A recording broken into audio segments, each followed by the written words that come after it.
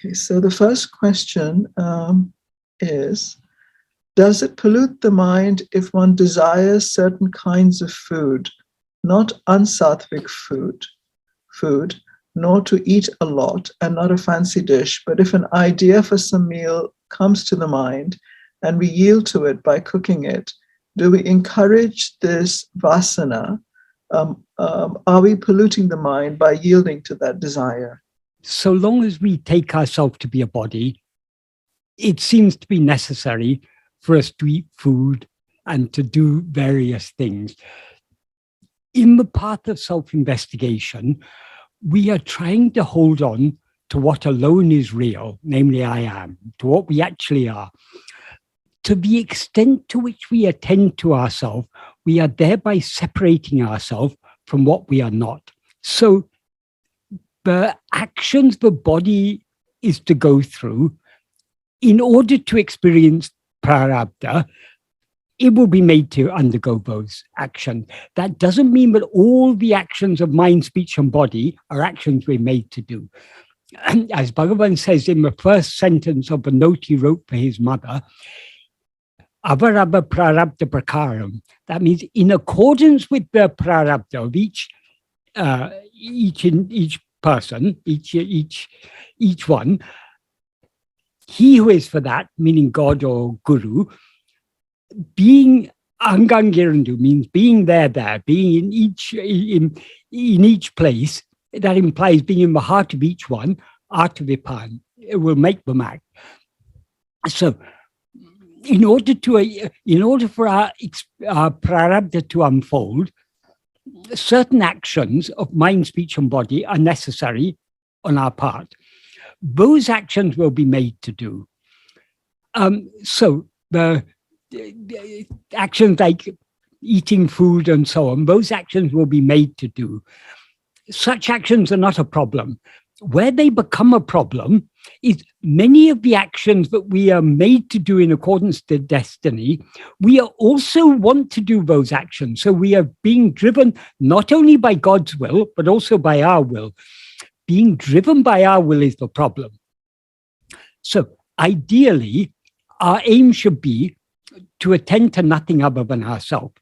When we attend only to ourselves, we are thereby not allowing ourselves to be swayed by any Vishaya Vasana. Vishaya Vasana means the inclination to attend to anything other than ourselves. So if we are attending only to ourselves, we are not being swayed by our Vishaya Vasanas. But in practice, we are constantly being, well, that is, there's a, if we are following Bhagavan's path, there is a constant battle going on within us between our inclination to hold on to self-attentiveness and our residual inclinations to attend to other things. In other words, between our Satvasana and our Vishaya Vasana. The more we cling to self-attentiveness, the more we are strengthening the Satvasana and weakening the Vishaya Vasanas. The more we allow ourselves to be swayed by the Vishaya Vasanas, the more we are strengthening them. So we want to, by clinging to self-attentiveness, we want to avoid being swayed by our Vishaya Vasanas. So if it is our destiny to eat a certain tasty, to cook and eat a certain tasty food, our mind, speech, and body will be made to go through those actions of securing the ingredients, cooking them, and eating them. The actions themselves are not a problem. But if we do those actions with a great liking, oh, this is going to be very tasty food, I like this. If our mind is going out towards this, if we are allowing ourselves to be swayed by the liking to experience that, that is a problem. All Vishaya Vasanas are pollution. That is the impurities in our mind and nothing but the Vishaya Vasanas.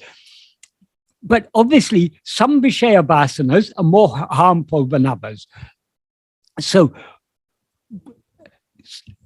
because we cannot, unless we have very, very great love to attend to ourselves alone, we will constantly be slipping down from self-attentiveness and being swayed by some vasana or other.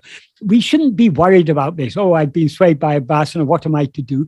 Bhagavan says, however great a sinner one may be, if instead of lamenting, oh, I'm a sinner, how am I going to be saved? If one clings, if one is steadfast in self-attentiveness, one will surely be saved. So that's what he says in the 10th paragraph of Nana. So let us not worry about the times when we are swayed by our Vishaya Vasanas. Let us try. We cannot, what is past is past. What is future is not in our hands now. What is in our hands is only at this present moment. So what we should try to do is to be self-attentive here and now and not think about the past or future. If we try to be self-attentive here and now, that inclination to be self-attentive here and now will translate to every moment in the future. So we cannot decide, oh, in 5 minutes, I'm going to be self-attentive. In 5 minutes, my meditation begins because I meditate every evening at 6 o'clock. So from 6 o'clock to 6:30, I have to be self-attentive. When you sit down at 6 o'clock, close your eyes, your attention is not going to go to yourself. It's only at the present moment that our attention can go to ourselves. If we put it off to waiting for the time of meditation or something, it doesn't work. It works only, it's only the present moment where we can be self-attentive. Let us try to be self-attentive in this present moment, and then the next present moment, we try to be self-attentive, and then the next present moment. So let's not think about the past or future. Let's not think about how many times we have failed to be self-attentive. Let us try to be self-attentive now. So the more we try to turn our attention back to ourselves and to hold on to that self-attentiveness, the more we are thereby cleansing our mind. Yes, of course, we keep on failing, we keep on slipping down, but we don't have to worry about both. We just try to be self-attentive more and more and more. This is the way out of this problem. Ultimately, what is immature? What is impure? It is the mind and ego are impure. Well, ego is impure because because of the strength of its Vishaya Vasanas. If we follow this path of self-investigation, we are cutting ego itself. The ego is the very root of all these problems. So let us not be too concerned about our failure. Inevitably, we fail. But one reason why we shouldn't be dejected by our failure, if you fail, that implies that you've tried. If you've never tried, you've never failed. So it's better to try and to fail, but not to try at all. So let us just try from moment to moment to be self-attentive. That's all Bhagavan has asked us to do. By doing so, we are slowly weaning our mind off its Vishaya Vasanas. We are gradually weakening the Vishaya Vasanas. So let's not be worried about, oh, should I cook this meal or not? Because if I cook this meal, maybe I'm strengthening my Vishaya Vasanas. Bhagavan says, don't think about what you should do. He says in the 13th paragraph of Nana, when that one Parameshwara Shakti is driving all karyas, whatever is meant to happen is being made to happen by that one power. Why should we be constantly thinking it's necessary to do like this, it's necessary to do like that? So let's not think about action. Let us think of what we are investigating. We're not investigating doing, we're investigating being. That in order to investigate our being, we need to turn our attention away from all doing, away from all action. So let us not be concerned about action. Let us be concerned only about being. If we're concerned about our being, in other words, if we're holding on to our being, our own existence, that fundamental awareness I am, so long as we're holding on to that, everything is being taken care of. The next question, it's two questions. In one of your articles, you write, clearly understanding both the oneness of awareness and the distinction between this one awareness as it actually is, namely as pure awareness, and as it seems to be, namely as ego, is essential. So this distinction is essential if we are to go sufficiently deep in our practice of self-investigation. Could you please elaborate on this, particularly the oneness of awareness, and also at the same time distinguish I am from ego and attend to it steadfastly? Right. The only real awareness is the awareness I am. Otherwise, awareness of our own existence. That is the fundamental awareness. Ego is a false awareness. That is why ego is called Chittabhasa. Chittabhasa means it's often translated as a reflection of awareness, but reflection is a secondary meaning of abhasa. The primary meaning of abhasa is a likeness or semblance. So ego is called Chittabhasa because it seems to be awareness, but it's not the real awareness. Real awareness is pure awareness. That is awareness of nothing other than our own existence, I am. So being aware of anything other than ourselves is the nature of ego. There are two defining characteristics of ego. As ego, firstly, we are always aware of ourselves as I am this body. And secondly, we are consequently aware of other things. So being aware of anything other than I is the nature of ego. Being aware of I alone is the nature of pure awareness. So this is the distinction between them. But ego is nothing other than that pure awareness. If we investigate this ego to see what it actually is, we'll see that it is nothing but pure awareness. This is like what is the difference between the snake and the rope? The rope is something harmless. It won't move. It'll just stay there and it won't bite you. The snake may bite you. But since the snake is actually only a rope, it's never actually going to bite you. The snake is a mere appearance. It's a mere semblance. It's something that seems to be, but is not what it seems to be. Likewise, ego is a semblance. It's a semblance of awareness. It's not the real awareness. But ego is often what is often described as chit jada granti. That is, it is the not formed by the entanglement of chit and jada. Chit means Satchit, the pure awareness I am. Jada means, refers to the body, which is insentient, the body consisting of all 5 sheaths. So when these two become seemingly entangled together, that not formed by the entanglement of chit and jada is what is called ego. Chit, of course, is never affected by this. That is only in the view of ego, but awareness and chit and jada seem to have got entangled. So ego contains a real element and an unreal element. The real element of ego, the chit element, is that fundamental awareness I am. As ego, we're always aware I am. But we're not just aware I am. We're aware of ourselves. I am Michael. I am this person. I'm such and such a person. So that adjunct mixed awareness is what is called ego. That when we as ego investigate ourselves, we're trying to see what we actually are. We start off with the understanding, but none of these adjuncts are ourselves. This body consisting of 5 sheaths is not ourselves. We start off with that understanding. So what is it we are investigating? We're not investigating these 5 sheaths. We're investigating only the chit element of ego. So we're investigating the reality of ego. Since we're investigating the reality of ego, we are thereby separating ourselves from the unreal element of ego. By holding on to the real element, the unreal element drops off.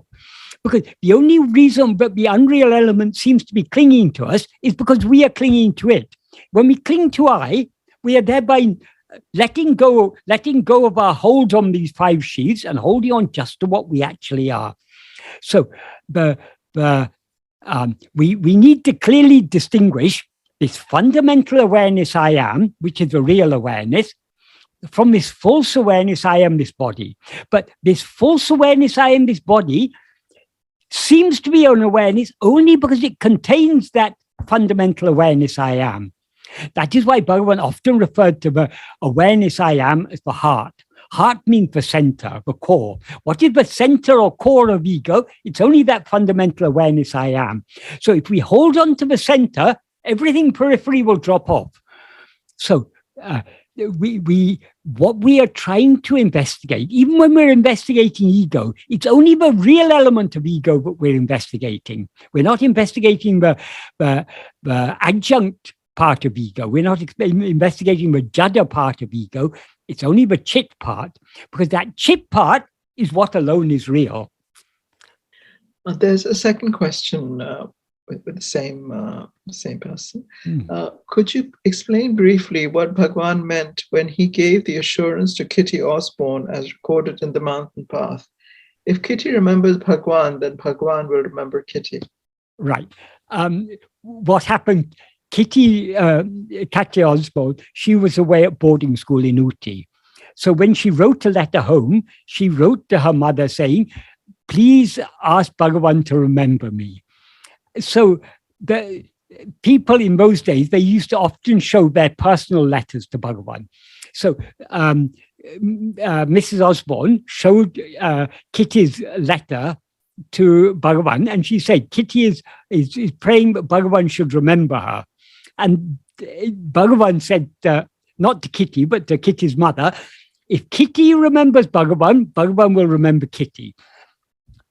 Of course, Bhagavan never forgets us because he is our own reality. He's that which is always shining in our heart as I. He's always aware of us as I, because we're nothing other than him.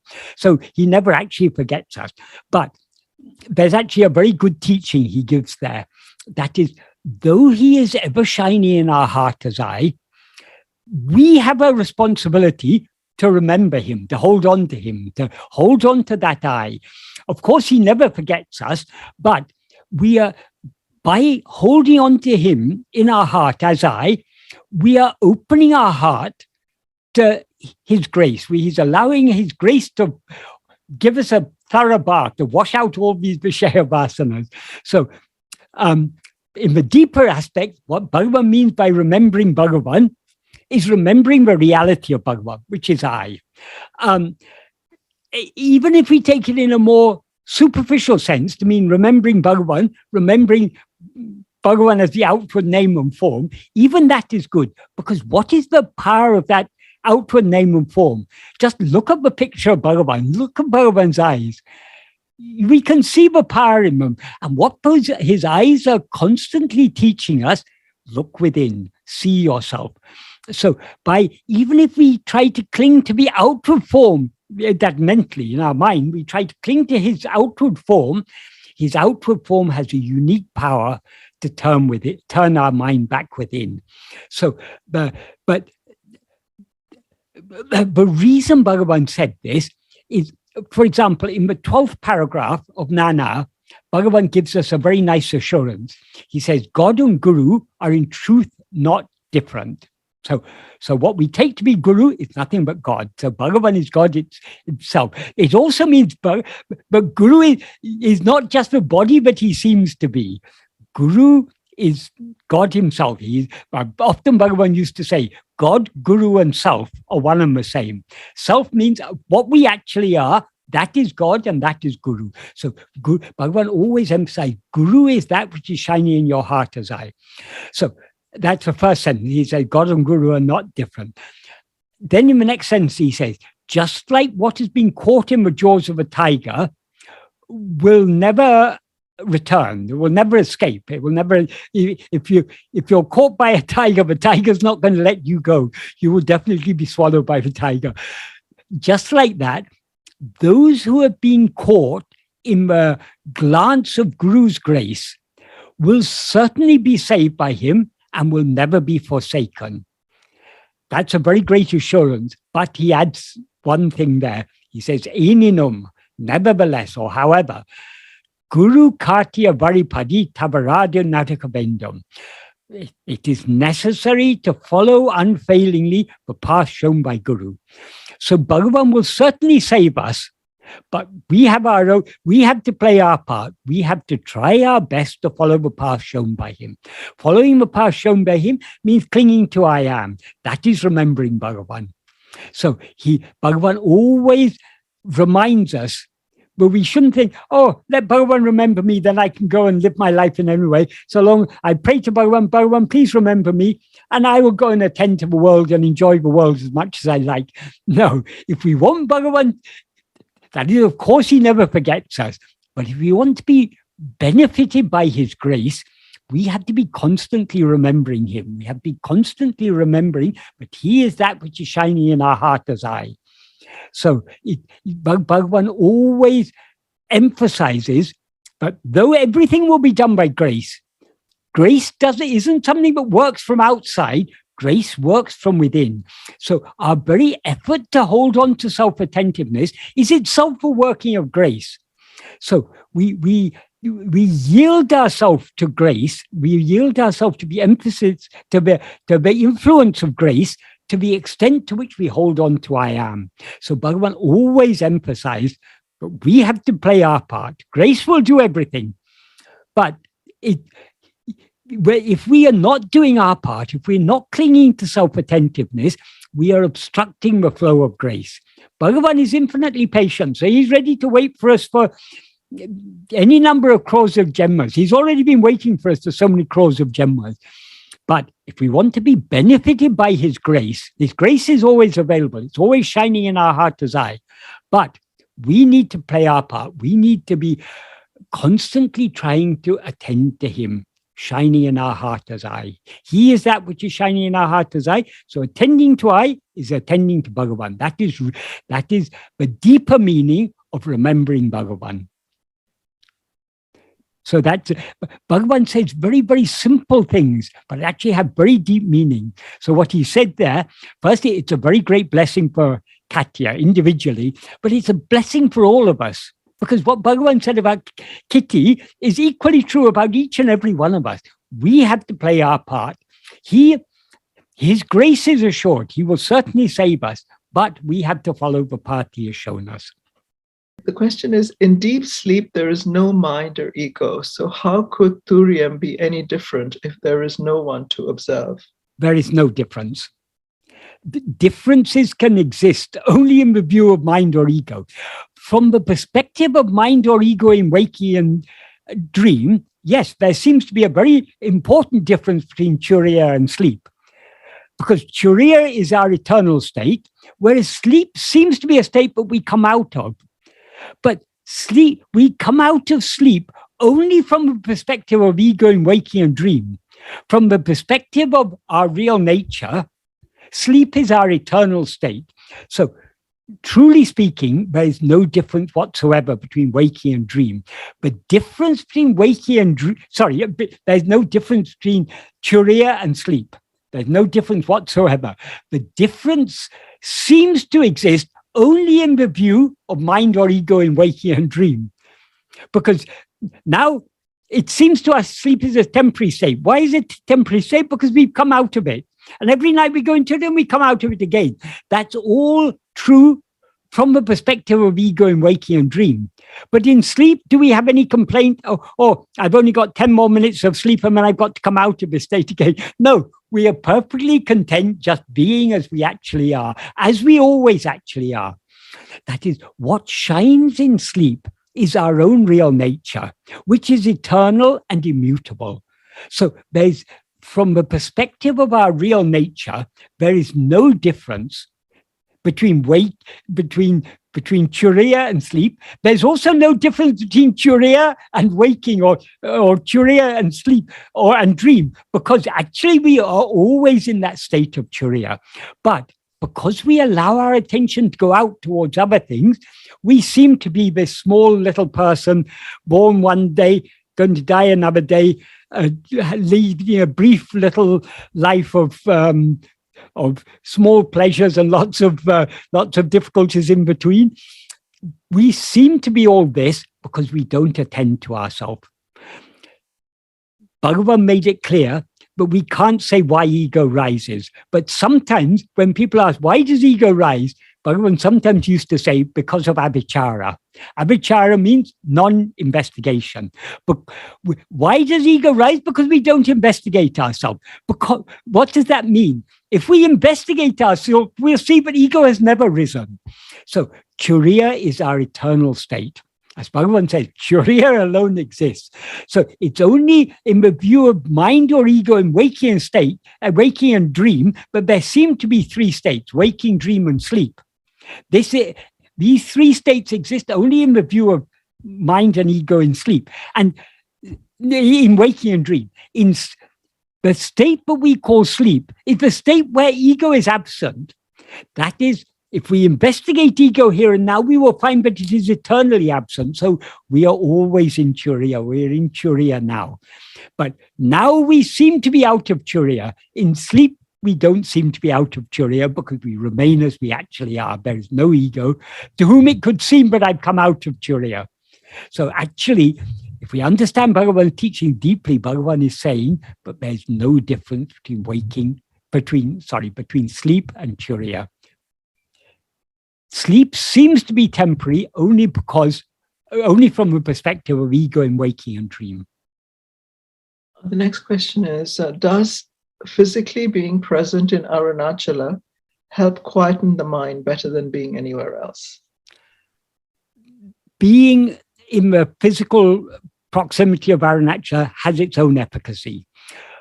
But whether, I think probably almost all of us on this meeting are not physically present, maybe one or two are physically present there, it doesn't matter. When that is being physically, in the physical presence of Arunachala is like a medicine. When we need, which medicine we need at which stage of our life is known to Bhagavan. So he has allotted our prarabdha accordingly.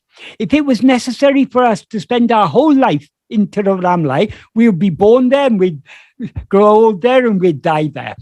But for most of us, that is not our destiny. If we're fortunate, we spend at least some time there. But even if we're not, we are all fortunate because whatever be our prarabdha, it has been allotted by Bhagavan for our greatest good. And it is better to be far away from Arunachala and yearning to be in Arunachala than be in Arunachala and thinking about so many worldly things. Once there was a couple from North India who were very devoted to Bhagavan. They had rented a house in Tiruvannamai, and because they wanted to be able to visit Bhagavan every day. At one time, that some relatives from North India came to visit them. Because the relatives were staying, it was necessary for the wife to stay at home to cook for her guests and to take care of all their needs. So during the 3 or 4 days that her guests were staying, she wasn't able to come to Bhagavan's hall. When her guests went away, she came to Bhagavan's hall and she lamented to Bhagavan, "Oh, Bhagavan, for 3 or 4 days I wasn't able to come and see you." Bhagavan said, "Doesn't matter. It's better that you were there and thinking of here than being here and thinking of there." That means it's better that you were there attending to the needs of your relatives, but thinking that you're missing being here, than to be here and thinking, "Oh, I should be there, I should be cooking for them and everything." So the true satsanga, or much deeper satsanga than the physical satsanga, being in the physical present is a form of satsanga, but it's the grossest form of satsanga. Much more important than merely being in the physical present is the mind, the satsanga, the level of mind. So that is why it is said, Smaranat Arunachalam, mere remembrance of Arunachala is sufficient. So if we have a good fortune to be sometime in the physical presence of Arunachala, that is very good, but it is not essential. What is essential is that the thought of Arunachala should be there. And Arunachala, we are actually always in the presence of Arunachala, because what is Arunachala? As Bhagavan says, for example, in the 2nd verse of Arunachala Pancharatnam, "Since you always dance in the heart as I." So that which is shining in our heart as I, that is Arunachala. So remembering Arunachala means being self-attentive. So it's better to be anywhere in the world and to be attending to ourselves than to be in Arunachala and thinking about the world. So though Bhagavan talked about satsanga, he made it clear there are different levels of satsanga. The grossest level of satsanga is at the physical level. Deeper than that is the mental level, thinking of Bhagavan. Better than that is thinking about Bhagavan's teachings. Why is that better than thinking about Bhagavan himself? Because he came to give teachings in order to turn within. So if we think about his teaching, we're thinking about the very purpose for which he took this birth, which is to remind us to turn within. But the best satsanga is of all, what is sat? Sata, in that verse earlier, I talked about verse 22 of Upadeshundya. Bhagavan ends, Satana Nanala. That is, these 5 sheaves are not I. Who is Sat? So Sat is nothing but I. So holding on to I is the best satsanga. Being self-attentive, that is what Bhagavan called Atma-sanga. That he said is the best of all forms of satsanga. The next one is, I used to follow Muji, but I have now moved on and feel Bhagwan to be my true guru. Bhagwan's teachings seem to me to be far deeper than Papaji's and Muji's. Do you feel this is right? Yes, of course. Firstly, people like Papaji and Muji, they claim to be gurus and they claim to be in the lineage of Bhagavan. That shows they misunderstood Bhagavan. Bhagavan has no lineage. Why Bhagavan has no lineage? Because what Bhagavan taught us about the nature of Guru is very deep and very refined. Bhagavan said, Guru is not the person. Guru may appear in human form, but that is not the real form of Guru. The real form of Guru is that which is shining in our heart as I. And the function of the outward form of Guru is only to turn us within.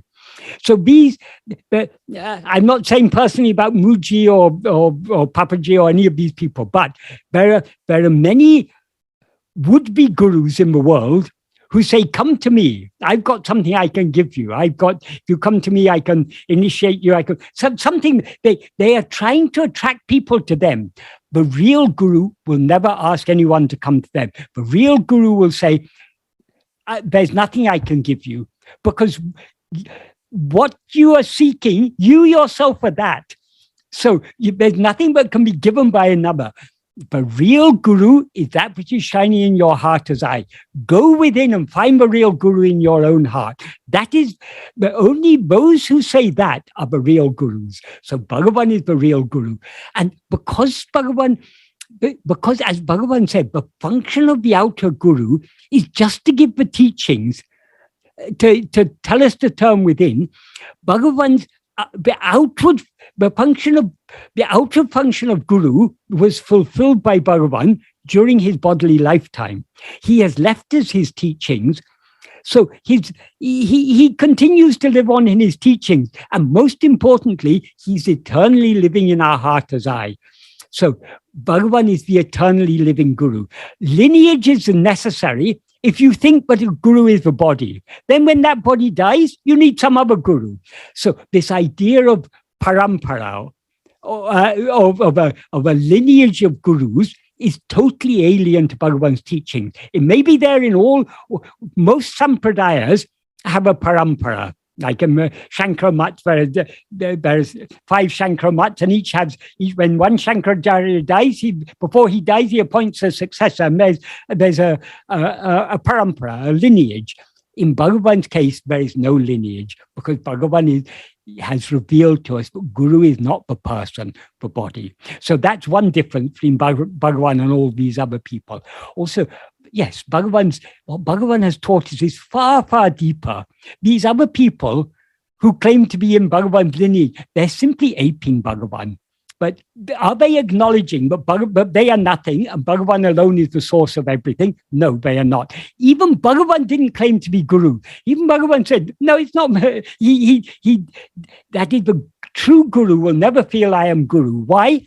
Because in the view of Guru, the true Guru, there is only I. There's no distinction between self and other. So for Bhagavan, Bhagavan doesn't see us as other than himself. So how can he see himself as I am Guru? These are my disciples. So what Guru is something far, far subtler than but any of these would-be gurus appreciate. The real guru is, Bhagavan alone is the real guru because he's that which is always shining in our heart as I. How can guru be anything other than our own self? Because our own self alone is real. If you say guru is not, that our real nature is not guru, then we're saying guru is not real. Because Bhagavan has made it clear, what is real? Jnanamam tane me, he says in verse 13 of Ulladu. Oneself who is jnana, pure awareness, alone is real. And in the 7th paragraph of Nana, Yatatamai Ulladu Atma-surupamondre. What actually exists is only Atma-surupa. So how can Guru be anything other than ourselves? How can he be anything other than what we actually are? So the real guru is what is always shining in us, our heart as I. The sole function of the outer guru is to turn us within to the real guru in our heart. So Bhagavan is that real guru who is eternally shining in our heart as I. So Bhagavan is something far, far deeper and more subtle than any of these would-be gurus who dance around on the world stage. The next question is, I recognize that I am I. How do I go deeper from here? Shall I just try to remain attentively aware I am as much as possible until my complete dissolution into and as I am? You may have begun to recognize I am I. That is, as soon as we turn our attention within, we begin to recognize. But what we actually are is just that fundamental awareness I am. But we are just beginning to recognize this. We fully recognize, but I am nothing other than I, only when we lose ourselves in that. We lose ourselves in that by turning within more and more and more. So it's by clinging to self-attentiveness, but that recognition of ourself as I alone becomes clearer and clearer until eventually it becomes so clear we get swallowed in that clarity, and I am I alone remains. Now, when we talk about I, we are still taking ourselves to be this body. That is, slowly our identification is beginning to shift from just taking this body to be I to recognizing that we're something much deeper and subtler. We are that which is ever shining in our heart as I. We are beginning to recognize that, but to recognize that fully, we need to lose ourselves in that. So the only way forward is Bhagavan's path from beginning to end it's a one-step path, holding on to I. So we try to hold on to I more and more and more and more. However many times the attention comes out, we try to hold on to I. Holding on to I is the sole means to eradicate ego. So, and the more we hold on to I, the clearer it becomes to us. But I am nothing other than I. When it is fully clear, we'll no longer be there to ask what we should do. But the next question is from John Riley. John, you wanted to ask this question yourself? Hello, Michael. Thanks very much for all your work. This question is really from the Nanya number 11, which talks about as each thought arises, one should inquire with diligence, and it says to whom this thought has arisen. And then it's almost like it going in a circle. Thereupon, one inquires, "Who am I?" Is that while sitting in this or walking about, or these thoughts arising? Is that a dialogue that's going inside, or because it's just asking those three questions over almost in a circle, and ending up back with the same thing, I am I, or the feeling of the self, as it were, yeah. And you partly answered it on the last question when you were talking about that part of the ego within the ego is the true I, as it were. Yeah. And that's what I'm interested in doing, because obviously I'm not sure whether by sitting and feeling an impression of I, is it I or is it ego? And am I doing that? And I don't have a problem with things arising, they arise, and I go, okay, and I pay attention to it. I come back straight away to who's making this inquiry. To me, it's the ego. Therefore, I ignore it and I'm straight back into feeling quite relaxed again within split seconds. So that's the kind of question. Is it a dialogue type thing, or is it more that I'm aware of that I was aware of that thought, and then I just come back to the feeling of I try to think of the mind or the sense of self and the sense of heart at the same time. Okay. Firstly, but in the Tamil original, the verb that has in the translation you refer to, the verb that has been translated as inquire is vichari. Vichari means inquire. In this context, it means inquire in the sense of investigate, not inquire in the sense of ask a question. Bhagavan never asked us to ask, who am I? He said, investigate, who am I? So when he said, for example, as and when each thought arises, then and there, one should vigilantly investigate to whom it has risen. He's not asking you to ask the question, to whom has this arisen? He's asking you, to whom has it arisen? It's risen to me. So it's a matter of turning our attention back to ourselves. So the question, well, it's not a question, but when he talks about if investigating to whom did this appear, that is turning our attention, investigating to whom it appears means turning our attention away from whatever has appeared back towards ourselves to whom it has appeared. And what he talks about as investigating who am I means holding on to that self-attentiveness. Having turned our attention away from whatever appears back towards ourselves, we then hold on to that. So it is not a matter of a questioning at all. We can go on questioning to whom, to me, who am I? That is all mental activity. Sometimes asking the question may be an aid to turn our attention back to ourselves. But self-investigation is not asking questions. Self-investigation is turning our attention back to ourselves and holding on to that self-attentiveness. So being self-attentive alone is self-investigation. Later on in the 16th paragraph, you said 11th, I think you're referring to the question and answer version, but the main version, the version that Bhagavan himself, Bhagavan rewrote the questions and answers as an essay. The essay version is what I referred to. So the question you referred to is actually, or the answer you referred to as 11 is actually in the essay version, it's paragraph 6. In paragraph 16, he defines what is meant by Atma-vichara. He said, the name Atma-vichara refers only to always keeping the mind fixed in oneself. In other words, being self-attentive alone is self-investigation. So it's not a matter of asking any questions. Many books, it's recorded as if Bhagavan said, ask who am I? The recorders of that, Bhagavan didn't speak in English or very seldom spoke in English. He spoke generally in Tamil. But people who recorded his answer as ask who am I, misunderstood what he was saying. He would have said, investigate who am I.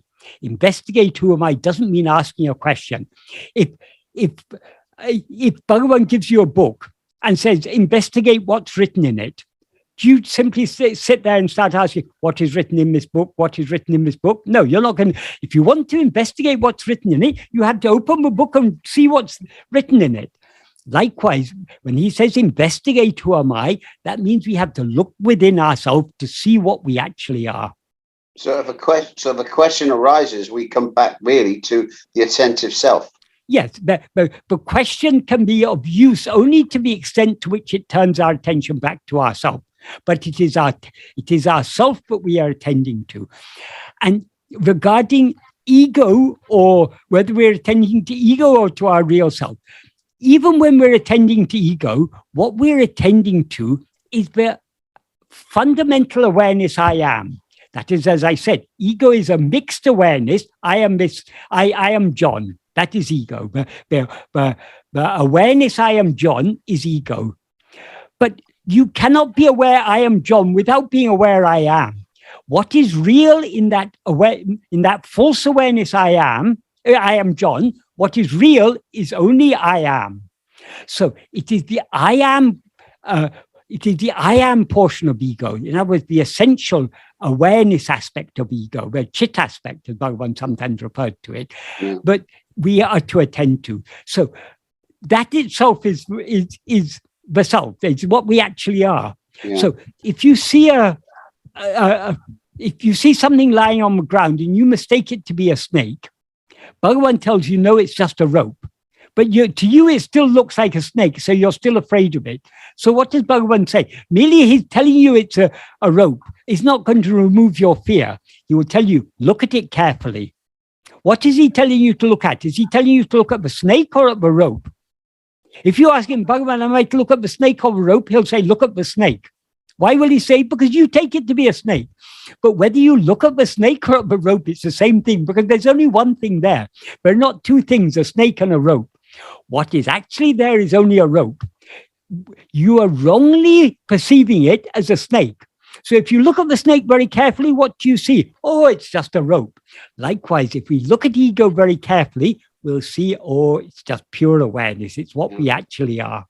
And the point you made about the silence, the awareness of, just very quickly, of coming back to the self-awareness and the silence within that awareness, being aware of that's the focus, and trying to keep that in focus all the time. That is the real awareness, the fundamental awareness I am, is itself silence. There's not a silence to be found in that. It is ever silent. Yeah. Because now we are not aware of I am on its own. We're aware of it mixed with adjuncts as I am John. So there seems to be a lot of noise, but in the center of that, all that noise, the noise of the mind, there is a silent place in the heart of all of us. That silent place is I am. So if we cling to I am, we lose ourselves in silence. Thank you, Michael. It's very, very helpful. Thank you. Right. There's a question from Nuno. Shalini, thank you. Thank you very much. Hello, Michael. On these last two meetings that you were talking about, the I am, there was a point in time that it came up, the Om in parallel with it. I was wondering if Bhagavan ever talked about the significance of Om. It's not part of his core teachings, I know that, but or maybe it's related, I don't know. What is the significance? In Arunachala Akṣaramaṇamālai, Bhagavan says, what is the significance of verse 13 of Arunachala Akṣaramaṇamālai? Onkara porul oppoya villoi uneya ariva Arunachala. He addresses Arunachala as Onkara porul. That is, Arunachala is the substance, the import of the word Om. Onkara porul oppoi ui villoi. In this verse, I talked about. In the Anupallavi of this Appaḻa Pāṭṭu, he refers to silence as the unique language which is without equal or superior. That's exactly the same words he uses here. Oppu means something that is equal or comparable. Virvu means something higher. So Arunachala is that which is without anything equal or higher than it. It is the import of the word Om. And then he concludes the verse saying, Uneya ariva Arunachala. Who can understand you? So who can know you? Om is like almost an externalization of the silence that Bhagavan is underlying. Om is the name of Brahman. It is the name of Brahman, but it is a secondary name of Brahman. The primary name of Brahman, the natural name of Brahman is I, in whatever language. Because Onkara, or Om, is the sound form, the Sapta Rupam, the Nada Swarupa of Brahman. You cannot translate Om into any other language. But the word I is the natural name of Brahman. So in whichever language you say it, whether you say nan or aham or I or je or ego, or I'm talking about Latin or Greek ego, where it means I. In whatever language, or in Spanish, yo. So whatever language you may say it, it is always the name of Brahman.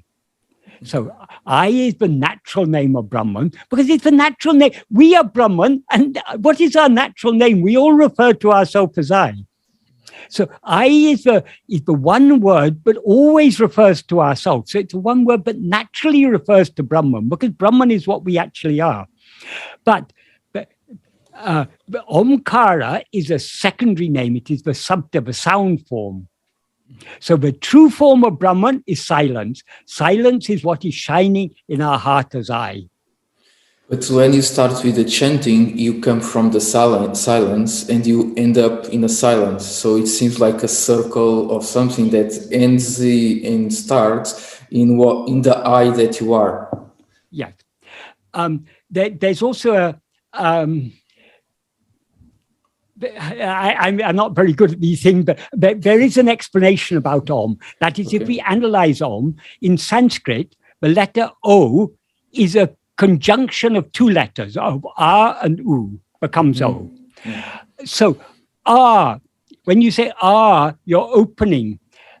U, you're beginning to close, and you end with So that is the manifestation and the subsidence. So coming out and going back in. So Om is set to represent both the creation, going outwards, the sustenance, so the that is the maintaining, and it subsides back into silence. So the Om consists of A, U, Im, and then the silence that remains after it. That was there also in the beginning, before the A. Yes, exactly. So we come out of silence and we return to silence. So there's volumes have been written. Volumes have been written about. I was just wondering if Bhagavan gave it. Well, Bhagavan explained very simply. The import of Om is Arunachala, and cannot be understood. Why? Because what is Arunachala? Arunachala is that which is shining in the heart of each one of us as I. So the true import of Om is only I. That's what I wanted to know. Thank you very much. Right. Thank you. So we can leave. That is, Om is a very sacred word, but the most sacred word of all is I. But more important than the word I, the Om is important. The word Om is important, but in the case of I, it's not the word I that is important. It is what that word I is referring to. That is what we need to attend to. So we are not to meditate on the word I, but on what the word I refers to, namely ourselves. Okay. Thank you very much, Michael. Right. The next question is from Rati. It says to elucidate the word Vishaya in Vishaya Vasana. A Vishaya in Tamil and Sanskrit appears to mean thing or issue. Are there any other deeper meanings to the word Vishayam or Vishaya? Could it also mean object? Vishaya basically means object or phenomenon. So anything that is known, anything other than ourselves, anything other than I is a Vishaya. So all objects. That is all our experience. Our experience of multiplicity can be analyzed down to two: subject and object. Subject is I. Everything else is object. So all phenomena are object. They're all Vishayas. So Vishaya Vasana means our inclination to attend to anything other than ourselves. So would you then say that there's no need to attend to any other phenomena other than ourselves, our own sense of... We ourselves are not a phenomenon. All phenomena appear only in the view of ego. The reality of ego is ourself. So we are not a phenomenon. We are the source from which ego rises, and ego is the source from which all phenomena arise, because it's only in the view of ego that all phenomena appear. Mm-hmm. So we're going back to the ultimate source, the original source. Mm-hmm. So getting back to Vishaya, now Vishaya can also mean issue, right? Issue can, like Vishayam can also mean issue. Yes. So in that sense, when you say Vishaya Vasana, so we ought to cultivate our Sat Vasanas. So as far as possible, cultivate our Sat Vasanas so that we can have a more and more quicker surrender, better surrender. All we can hope for is always a partial surrender, because it's never, I think Bhagwan said that, right? That there's never a complete surrender, but at least we can hope for a partial surrender. Bhagavan didn't say there's never complete surrender. Our aim is complete surrender. But even if we can't, what Bhagavan said, even if you can't surrender completely, you can at least begin to surrender. You can at least begin a partial surrender. Okay. But our sole aim is complete surrender. What is called mananasa, or eradication of ego, that is complete surrender, giving ourselves entirely to God. So that is our aim. Okay. So even if we can't achieve that now, we should be working towards that. And the most effective way to surrender ourselves is to hold on to our own reality, to hold on to I. Because to the extent to which we hold on to I, the adjuncts drop off and I alone remains. That is complete surrender. All we need to know about Vishayas is we shouldn't attend to them. We should attend to the one to whom all Vishayas appear. That is I. The next question is, who has to be attentive? The mind, the ego, or to be attentive is who I am? And to be attentive is, and to be not attentive is darkness. Well, what we actually are need not attend to anything, because what we actually are alone actually exists. So pure awareness is always aware of itself as pure awareness. I am I. So pure awareness need not attend to anything. It is because it is pure awareness.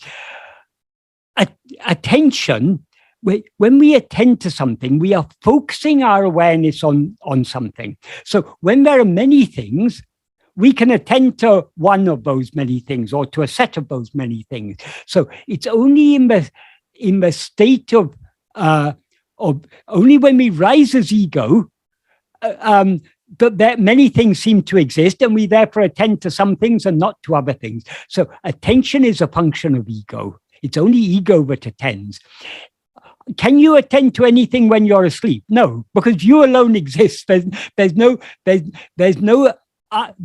other than you that you could attend to. So to talk about attending to yourself is meaningless. That is, you're naturally just aware of yourself as I am. So attention is only for ego. The nature of ego is to always attend to things other than itself. So long as we continue attending to anything other than ourselves, we are nourishing and sustaining our ego nature, and thereby overlooking our real nature. Our real nature is not to attend to anything other than ourselves. Our real nature is to be aware of ourselves alone. So as ego, we need to try to attend only to ourselves, thereby withdrawing our attention from everything else.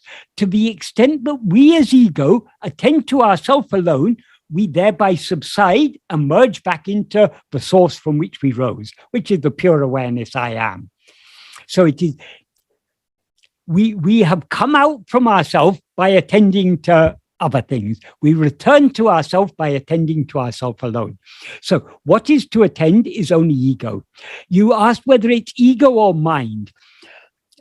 The word mind is a context-specific word. What we mean by mind varies from context to context. So Bhagavan often used the term mind as a synonym for ego, because what the mind essentially is only ego.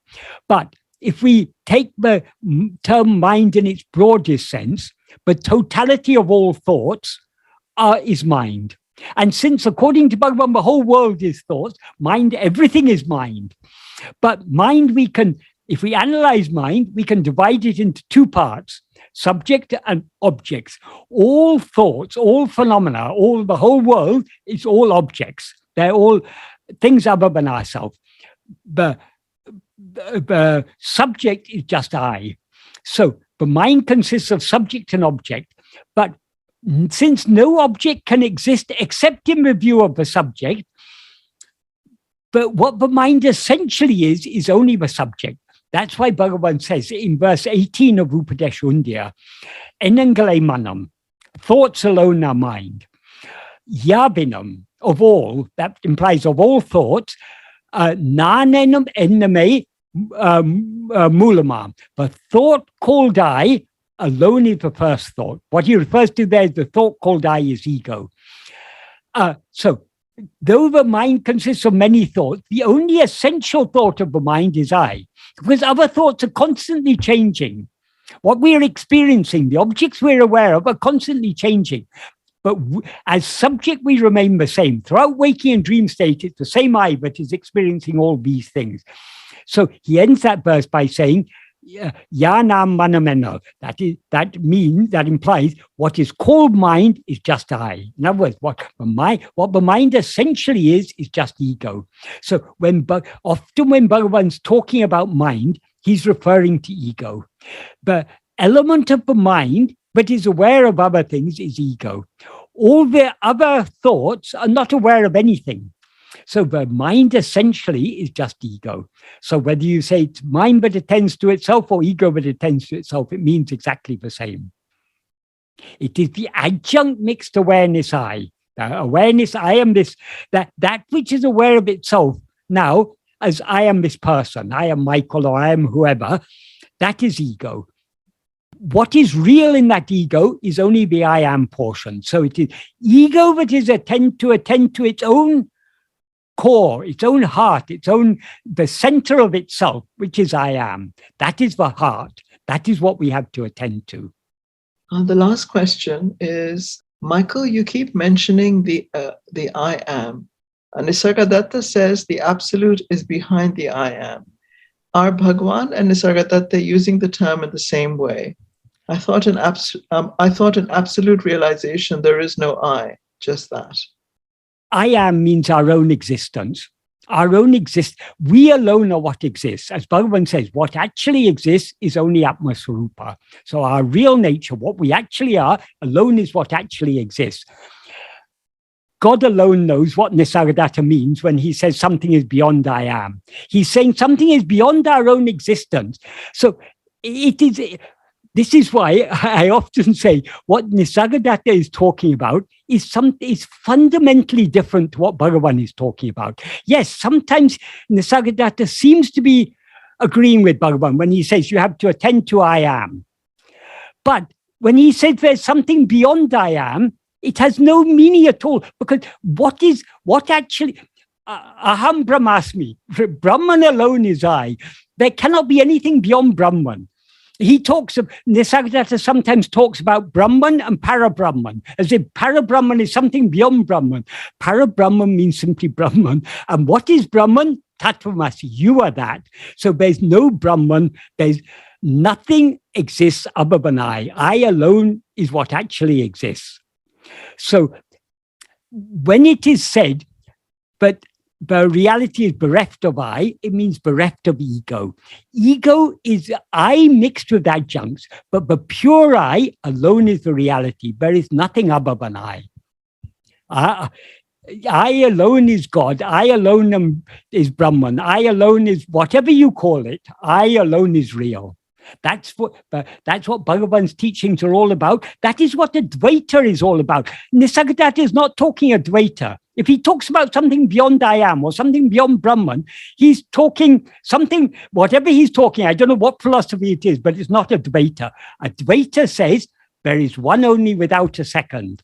And what is that one only? You are that. That means I is that. Aham brahmasmi. So there's nothing other than I is real. Sometimes we talk as if the I is unreal. The I that is unreal is the pure I mixed with adjuncts. That is what is called ego. That ego is unreal because the adjuncts are unreal. But in ego, there is an element of reality. I am. And that alone that is why Bhagavan said, the ultimate truth is not I am this or I am that. The ultimate truth is I am I. Because nothing other than I exists. So how can I be anything other than I?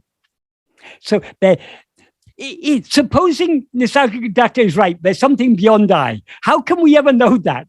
Because it's beyond I. So it's talking about something that could never be experienced. Why should we suppose that anything exists other than the very idea of something beyond I requires an I to think about it.